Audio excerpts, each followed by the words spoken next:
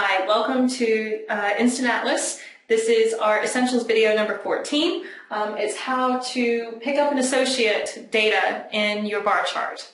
Normally the bar chart wants to pick up indicator values, but in this video I'm going to show you how and why you might want to have it pick up your associate values instead.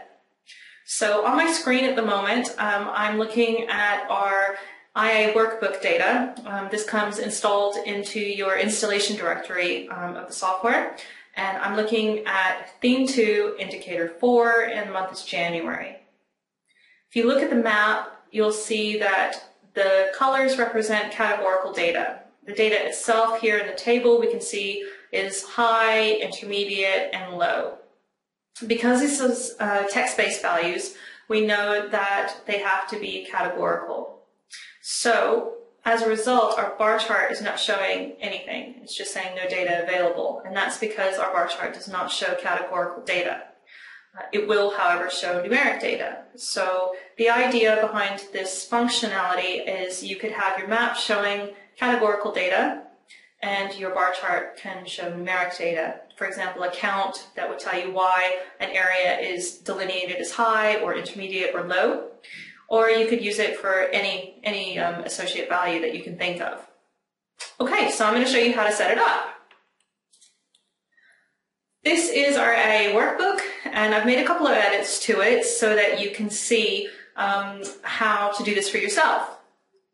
So the indicator and the theme that we were looking at is this one here, indicator 4, and we were looking at January. So all I've done is I've added in my associate values here, count.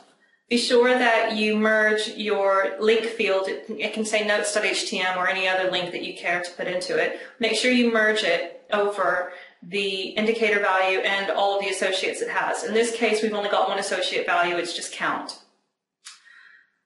So you get your information in here, but you're not done yet. Now you need to tell Instant Atlas that these associate values, count, are in fact numeric data. If you don't tell Instant Atlas that it's numeric data, it will assume by default that it's categorical. So to do this, you need to go into your metadata worksheet, and all you need to do is tell it that the element type is an indicator. The element itself is an indicator for pipe symbol count. This is case specific. If you don't put the name of the indicator precisely as it's written in your workbook, and if you don't put the name of your associate, you can get the name based on whatever you've put in row 5. If you don't have it case specific, perfect, then the software can't pick it up. So just be careful in column B of your metadata worksheet that you always ensure that you're giving it the right indicator name. And if it's an associate value, which in this case it is, you need the pipe symbol in between the name of the associate and the associate value. Sorry, the name of the indicator and the associate name. So in metadata element, you want type, because we're going to tell Instant Atlas what type of data this is. And then in column D, we just need to tell it what it is. It's numeric. Okay, so we're ready to export our data. So we're going to export. We're going to drop it into the report folder. This will overwrite the data.xml file that's already in there, and that's fine. So that's our data files generated. So this report, though, will not yet show anything in here. So if I just refresh this browser, nothing will change.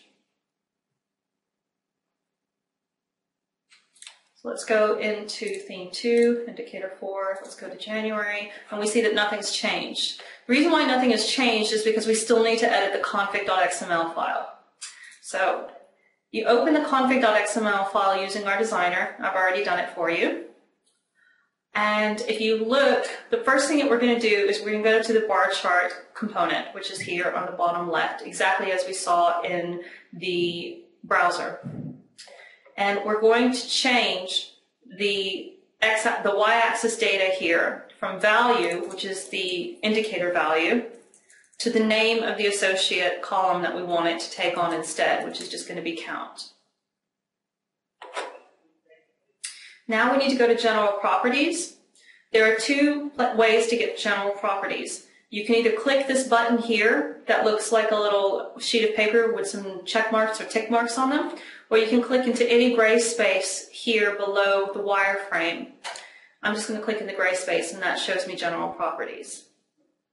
Now that we're in general properties, we're looking for sorting. So I'm going to just scroll down until I can see, here we go, chart, sort, data. It's underneath data formatting.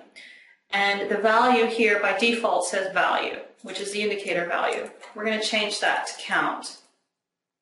Now the thing to note is that this is going to affect all the bar charts. So if you've got a flipped bar chart instead of the normal bar chart, this will affect the flipped bar chart as well as the normal bar chart. So you can't have a situation where you've got one bar chart showing some data from the associate values and another bar chart showing something else. Unfortunately, it's not going to work that way. Okay, so I'm going to save my config file. And I'm going to refresh the browser.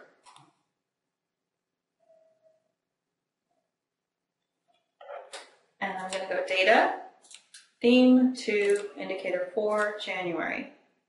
And we can see that now this is taking in data.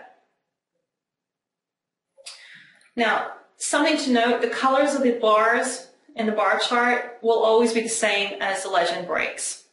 And the legend breaks are here, low, intermediate, and high.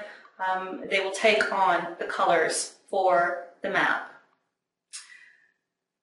The categorical data here is different from the numeric data here. I hope that's clear.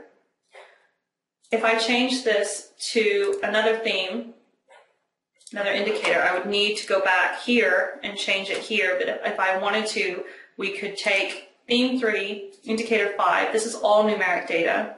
I could tell Instant Atlas that the count values are numeric, and then by changing that information in the Excel, in the data.xml file that we produce, then we'll see some information. Now, something to note, because we haven't done this yet for indicator 5, there's no data available in the bar chart. So you need to make a decision about whether or not you want your bar chart to always show associated data. It will only ever show one associate data that you want it to show. So if you always want it to show count, then it'll always show count. If an indicator doesn't have a count, it will show no data available in that instance. I hope you've enjoyed this video. If you have any questions, please feel free to contact us at support@geowise.co.uk. Thank you.